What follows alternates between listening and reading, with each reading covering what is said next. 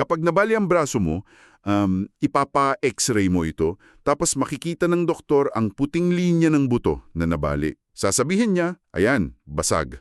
Napakalinaw, di ba? Oo, walang kahit anong espasyo para sa pagdududa kasi nandun na mismo sa harapan mo yung pisikal na ebidensya. Eksakto. Pero kapag lumipat na tayo sa larangan ng sinaunang kasaysayan at mga relihiyosong teksto, biglang nawawala yung x-ray machine na yon. Wala tayong litrato o kahit anong video recording mula nung unang siglo. Kaya ang malaking tanong para sa atin ngayon, paano inilalatag ng isang sinaunang teksto ang sarili nitong ebidensya upang kumbinsihin ang mga tao na totoo nga ang sinasabi nito? Yan ang tatalakayin natin. Titignan natin ang isang partikular na curriculum na tinatawag na Adventures in the Story of Hope. Partikular yung pagsasalaysay nito sa pag-akyat ni Jesus sa langit o yung Ascension. Okay, himayin natin ito. Isang mabilis na paaalala lang bago tayo sumisid ng malalim dito. Ang talakayan natin ngayon ay ganap na objektibo. Para sa inyong mga nakikinig, wala tayong kinikilingang relihiyon dito at hindi tayo kumukuha ng anumang theological o political na panig. Tama, tama. Ang layunin lang talaga natin ay suriin ang mismong arkitektura ng tekstong ito. Kumbaga, kung paano nito inilalahad ang mga historical na pag-aangkin nito sa loob ng sarili nitong konteksto. Babasahin at aanalisahin natin ang material based sa kung paano ito dinisenyo ng mga sumulat nito. At ang disenyo ng tekstong ito, nagsisimula ito sa isang napaka-espesipikong timeline. Ayon sa naratigo, matapos yung muling pagkakabuhay ni Jesus, hindi siya kaagad umalis. Nanatili siya ng 40 araw. 40 araw na nandun lang siya? Oo. Sa panahong iyon, kumakain siya kasama ng mga tao, nakikipag-usap, at ayon sa aklat ng 1 Corinto, nagpakita siya sa mahigit 500 tao ng sabay-sabay. Pero teka, gusto kong mag-pushback dyan. Sige, ano iyon? Ang bilis kasi nating sabihing 500 saksi. Pero ang mga sinaunang teksto ay kilala sa pag-e-exaggerate ng mga numero. Oo. Yung mga kwento ng labanan na may milyon-milyong sundalo. Oo, yung mga ganon na imposible naman talaga sa realidad natin, di ba? Paano idinedepensa ng kurikulum na ito ang claim na 500 tao ang nakakita? Magandang punto iyan. Ang nakakabighani dito ay sinasagot iyon ng mismong material sa pamamagitan ng pagtingin sa timeline. Paanong timeline? Binibigyang diin ng kurikulum na noong isinulat ni Apostol Pablo ang liham niya sa mga taga-Korinto, kung saan niya binanggit yung 500 saksi, karamihan daw sa mga taong yon ay buhay pa. Ito yung mahalagang mekanismo dito. Okay. Kaya kung may magdududa man... Eksakto. Hindi ito isang kwentong isinulat daan-daang taon pagkatapos ng kaganapan, kung saan wala nang pwedeng mag-verify. Isinulat ito habang pwede pang maglakad ang mga tao papunta sa mga saksing ito at magtanong na totoo ba talaga ang nangyari. Kumbaga, para itong isang modernong viral event. Kung may nakakita ng live na 500 tao, hindi mo na kailangan maniwala sa chismis sa internet. Pwede mo silang tanungin mismo, falsifiable claim siya. Oo, napakadaling pabulaanan ng sinumang nabubuhay pa noong panahong yun. Inihambing din ito ng lesson plan sa isang kaso sa korte, sa sinaunang batas ng mga Hudyo, at maging sa modernong hukuman, di ba? Kadalasan, 2 o 3 saksi lamang ang kailangan sa isang pahayag. Para patunayan ng isang pahayag, oo. Kaya sa paglalagay ng bilang na 500, nagpapakita ang teksto ng ebidensya na labis-labis pa sa hinihingi ng batas. At balikan natin yung tagal ng panahon, yung 40 araw na nabanggit mo. Oo. Bakit kaya ganong katagal? Hindi ba sapat na ang isang pagpapakita lang para patunayang buhay siya? Isipin mo kasi yung psychological na epekto nito. Ang mga tagasunod na ito ay katatapos lang makaranas ng matinding trauma, di ba? Nakita nilang ipako sa krus ang kanilang pinuno. Matinding gulat at takot yung naramdaman nila. Tama. Kaya ang isang mabilisang pagpapakita na parang dumaan lang ay madaling isipin na isang guni-guni o multo. Hindi yun sapat para baguhin ang takot nila. Oo nga naman, hindi ka pwedeng makisalo sa hapunan, kumain ng isda at maglakad ng mahahabang distansya kasamang isang guni-guni ng paulit-ulit sa loob ng mahigit 1 buwan. Eksakto. Kaya gumagamit ang teksto ng 40 araw bilang isang panamunang psychological na pag-reprogram. Unti-hunti nitong binubura ang kanilang trauma at pagdududa, tapos pinapalitan nito ng isang matibay na katotohanan na nakikita at nahahawa kanila. Bale ang muling pagkabuhay sa paglalahad ng kurikulum ay inilalatag bilang isang historical fact, hindi lang teorya. Oo, isang pisikal na baseline bago ibigay sa kanilang isang napakabigat na misyon. Na siyang nagdadala sa isang napakalaking salpukan ng mga inaasahan. Kasi isipin mo para sa mga nakikinig sa atin ngayon, nawala na yung trauma ng mga tagasunod, kumbinsido na sila na buhay ang pinuno nila, di ba? Oo, nakaya niyang talunin ng kamatayan mismo. Kaya ano ang susunod na lohikal na iisipin ng isang pangkat ng mga tao na nasa ilalim ng malupit na pananakop ng imperyo ng Roma? Ayon sa teksto, lumapit sila at tinanong, ibabangon mo na ba ang kaharian ng Israel ngayon? Gusto nila ng politikal na revolusyon. Oo, gusto nilang patalsikin ng Roma. At natural lang na iyan ang asahan nila. Daan-daang taon nang naghihintay ang mga Hudyo ng isang Mesiyas na magiging isang literal na hari. Isang pisikal na hari na uupo sa trono sa Jerusalem. Tama, para ibalik ang kalayaan ng kanilang bansa. Ang nasa isip nila ay paghihiganti, ngunit ang naging tugon ni Jesus ay isang kompletong paglihis sa ahenda nila.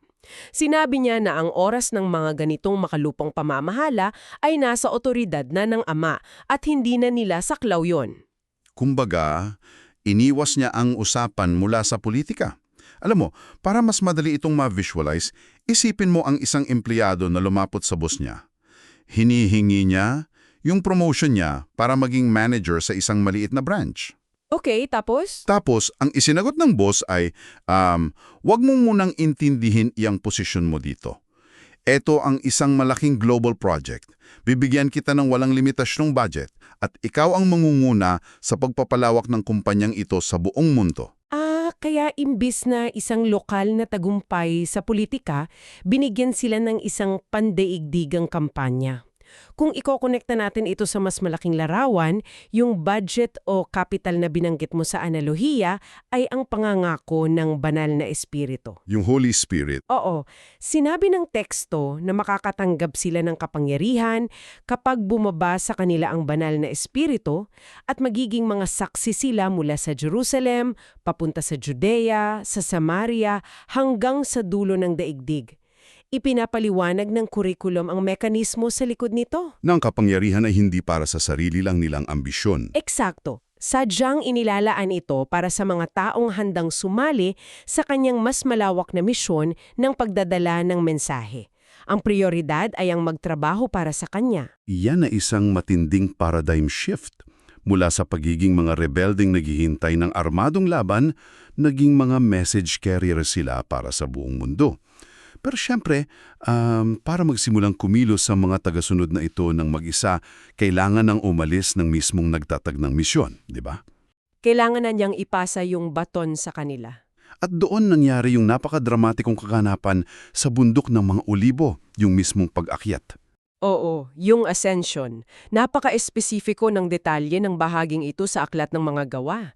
Inilalarawan habang nakatingin sila, unti-unting umangat si Jesus mula sa lupa, pataas sa himpapawid, hanggang sa takpan siya ng mga ulap. Nakikita at pisikal siyang umalis sa paningin nila. Dito na talaga nagiging kawili-wili ang mga bagay-bagay. Kasi gusto kong suriin natin ng mas malalim yung bakit. Bakit kailangan ganoon ka-theatrical? Bakit hindi na lang siya naglaho na parang bula sa isang silid? Gaya ng ginagawa niya sa ibang mga bahagi ng teksto pagkatapos ng muling pagkabuhay. Oo. Bakit kailangan lumutang paakyat habang pinapanood ng lahat? Medyo tunog pelikula, di ba? Parang pagtatapos ng isang pelikula kung saan lumipad ang bida, pero nakatayo lang ng matagal na mga nalilitong sidekicks hanggang sa may kumalabit sa kanila. Sinasagot iyan ng kurikulum sa pamamagitan ng pagtutok sa mga mensahero na lumitaw pagkatapos, yung dalawang lalaking nakaputi o mga anghel. Sila yung kumalabit sa mga sidekicks? Oo. Nang umalis si Jesus at naiwan silang nakatitig sa kalangitan, tinanong sila ng mga anghel kung bakit sila nakatingala at nagbigay sila ng isang pangako na nagpapaliwanag sa buong mekanismo ng pag-alis na iyon. Sinabi nila na ang Jesus na ito na nakita ninyong umakyat ay babalik sa katulad na paraan. Sa katulad na paraan. Kaya pala kinailangan ng isang physical at nakikitang pag-alis. Tumpak! Kung ang pag-alis niya ay hindi nakita, kung naglaho lang siya ng patago, maaaring isipin ng ima na ang pagbabalik niya ay isang lihim din o isang purong espirituwal na karanasan lang sa loob ng puso ng isang tao. Walang konkretong basehan. Oo, sa katunayan sa mga unang siglo ng kasaysayan, may mga philosophical na kilusan gaya ng Gnosticism na nagtuturong ang pisikal na materya ay masama at ang espiritual lang ang mahalaga. Kontrang-kontrang tekstong ito doon. Sobra. Ang literal, physical at nakikitang pag-akyat ay idinisenyo bilang garantiya. Kung paano siya umalis ng may physical na katawan na nakikita ng mata, ganon din siya babalik sa hinaharap. Pinipigilan nito ang anumang interpretasyon na ang pagbabalik niya ay isang talinghaga lamang. Napakatalino ng pagkakahabi ng naratibong iyan. Binibigyan ito ng konkretong pamantayan ang pag-asa ng mga tao. Hindi sila naghihintay ng isang pakiramdam lang, kundi naghihintang sila ng isang pisikal na kaganapan. Pero may palaisipan dito. Ano iyon? Nakita nila siyang umakyat, tinakpan ng ulap, tapos saan siya nagpunta? Ayon sa doktrina ng curriculum, hindi siya umakyat para lang magpahinga matapos ang kanyang misyon sa lupa. May bago siyang tungkulin, di ba? Oo, at dito ipinapakilala ng teksto ang konsepto ng korte sa langit, gamit ang pagtukoy sa mga awit 110 at aklat ng Hebreo Kabanatang 7, inilalarawan na si Jesus ay umupo sa kanan ng Diyos at nagsimula ng isang bagong ministeryo bilang isang high priest magpakailanman. Isang high priest. At gumagamit ang curriculum ng isang napakalalim na salita dito. Sinasabing ang pagkapari na ito ay ayon sa orden ni Melchizedek. Melchizedek. Isang pangalan na malamang marami sa atin ang hindi pamilyar.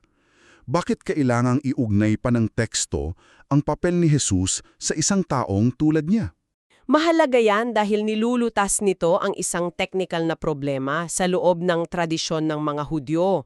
Sa batas kasi nila, ang mga pare ay maaari lamang manggaling sa isang partikular na linya, yung lipi ni Levi. At hindi doon nanggaling si Jesus? Tama, nagmula siya sa lipi ni Juda, kaya technically na hindi siya pwedeng maging pare sa sistema nila. Ngunit si Melchizedek ay isang kakaibang figura mula pa sa aklat ng Genesis. Siya ay isang hari at pare na umiral bago pa man na itatag ang bansang Israel o ang kanilang batas. Kaya isa siyang loophole, kumbaga. Oo. Sa pag-uugnay kay Jesus sa orden ni Melchizedek, pinalalayan ng teksto ang kanyang pagkapare mula sa eksklusibong sistema ng isang partikular na lahi. Ipinapakita nito na ang kanyang pagiging tagapamagitan ay para sa lahat ng tao. Isang universal na posisyon na akmang-akma para sa pandaigdigang misyon na binanggit natin kanina. Kaya, ano bang ibig sabihin ng lahat ng ito?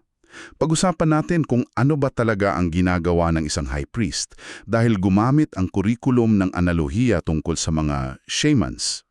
Yung mga albularyo o espiritista? Oo.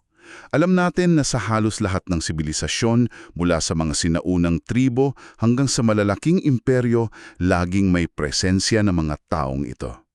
Bakit kaya nating laging nararamdaman na kailangan natin ng mga taong tagapamagitan sa spirit world? Ayon sa pagsusuri ng lesson plan, nagbubukas ito ng isang mahalagang tanong tungkol sa damdamin ng tao.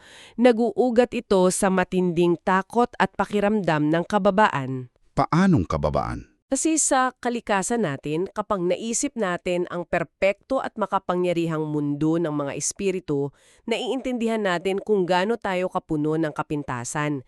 Pakiramdam natin, kung lalapit tayo ng direkta sa Diyos, baka tayo ay parusahan o matupok ng kanyang galit. Kaya naghahanap tayo ng mga human intermediaries. Oo, mga tao na mas pamilyar sa atin pero may koneksyon sa itaas para makiusap pabor sa atin. Kailangan natin ng tulay. Pero ang problema sa mga sinaunang tulay na iyon, mga shaman o mga pare, tao rin sila. Puno rin sila ng sarili nilang mga kapintasan. Paano ipinipresenta ng tekstong ito si Jesus bilang solusyon sa takot na iyon? Ipinapaliwanag ng aklat ng Hebreo na si Jesus ang nag-iisang perpektong tagapamagitan dahil pareho niyang hawak ang dalawang mundo. Paano niyang hawak? Sa isang banda, Siya ay banal at kapantay ng Diyos. Sa kabilang banda, naging tunay at pisikal siyang tao. Nakaranas siya ng gutom, pagod, pagtataksil ng mga kaibigan, tukso, at maging ng matinding pisikal na sakit. Naranasan niya lahat, maliban sa kasalanan. Paborito kong analohiya dito ay ang isang abogado, yung defense attorney. Sige, paanong abogado? Isipin mo na kailangan mong humarap sa isang hukuman at seryoso yung kaso mo. Kung ang defense attorney mo ay isang taong lumaki sa yaman, nag-aral lang sa mga mamahaling eskwelahan at walang alam sa kalye, baka isipin mong hindi niya talaga naintindihan ng sitwasyon mo, di ba? Oo, walang koneksyon. Pero paano kung ang abogado mo ay naging akusado rin dati? Paano kung naranasan niyang maglakad sa parehong mapanganib na kalsada, naramdaman ang parehong takot, at naintindihan kung bakit ka napunta sa sitwasyong iyon? Ganoong-ganoon ang inilalarawan ng teksto. Diba? Kapag tumayo ang abogadong iyon sa harap ng huwes, alam mong itatanggol ka niya ng totoo dahil ramdam niya ang sakit mo. Siya yung tulay. At ang epekto niyan sa mga tao ay napakalaki. Ipinapaliwanag ng kurikulum na dahil sa mekanismong ito, hindi na kailangang matakot ng tao na lumapit sa Diyos. Ang resulta nito sa pang-araw-araw na buhay ay ang kakayahang lumapit sa trono ng langit ng may buong kumpiyansa para makatanggap ng awa at biyaya. At meron pang isang napakagandang detalye mula sa teksto na nagpapatunay na ang papel na ito ay hindi lang pasibo. Hindi lang siya basta nakaupo at nanonood mula sa itaas. Nakikita natin ito sa kwento ni Esteban. Oo, si Stephen. Napakahalagang banggitin yan. Sa kasaysayan sa Aklat ng Mga Gawa, si Stephen ang naging kauna-unahang martyr na pinatay dahil sa mensahe niya. Nang binabato siya ng kanyang mga kaaway, binigyan siya ng isang pangitian na nakabukas ang langit. Ano yung nakita niya? Ang idiniin ng teksto ay hindi niya nakita si Jesus na nakaupo sa kanan ng Diyos, kundi nakatayo. Ininumungkahi ng naratibo na sa pinakamatinding sandali ng pagdurusa, ang tagapamamagitan ay aktibong tumayo upang personal na salubungin siya. Nakakapangilabot isipin ang eksenang iyon. Isang abogadong tumayo mula sa kanyang upuan para tanggapin ang kanyang kinakatawan. Kung titingnan natin ang buo ang lahat ng pinag-usapan natin, nakakabilib kung paano dinisenyo ang bawat detalye ng naratibong ito. Walang bahagi na idinagdag para lang pahabain ang kwento. Para sa mga nakikinig, balikan natin. Nagsimula tayo sa 40 hours at 500 saksies bilang mekanismo upang i-verify ang pisikal at historical na katotohanan ng pagkabuhay. Sunod, yung matinding shift mula sa inaasahang lokal na revolusyon papunta sa isang pandaigdigang misyon gamit ang banal na espiritu. Bilang garantiya ng kanyang pagbabalik. Na pisikal din, hindi lang metafora. At panghuli, ang kanyang bagong tungkulin bilang isang walang hanggang tagapamagitan. Isang tulay na naguugnay sa tao at sa langit ayon sa orden ni Melkisedek. May ingat itong binuo upang patatagin ang teolohiya ng pag-asa. Tunay ngang isang obra ng literatura at doktrina. Ngunit bago tayo maghiwalay, gusto kong mag-iwan ng isang kaisipan para sa inyo. Isang tanong na lumampas sa pahina ng kurikulum. Nakita natin kung paano idiniin ng teksto yung halaga ng mahigit 500 buhay na saksi noong unang siglo, di ba? Oo, na pwede mo silang kausapin mismo. May x-ray machine pa sila noon, kumbaga. Ngunit ano ang nangyayari sa isang mensahe kapag lumipas na ang 50 o 200 taon? Ano ang nangyayari kapag ang mga mismong nakakita ng kaganapan ay pumanaw na? Nagbabago ang hugis ng isang paniniwala kapag ang basehan nito ay lumipat mula sa pisikal na ebidensya ng mga mata patungo sa dalisay na pananampalataya ng mga susunod na henerasyon. Paano ka lumilipat mula sa pagtitiwala sa nakitang ebidensya patungo sa pagtitiwala sa mismong kwento ng ebidensya? Isang napakagandang bagay na pag-isipan mula sa malalimang pagsisiyasat natin ngayon. Oo, habang tinitingnan natin kung paano hubugin ng mga sinaunang salaysay ang modernong mundo. Maraming salamat sa inyong pagsama sa amin ngayon. Hanggang sa muli nating pagtuklas.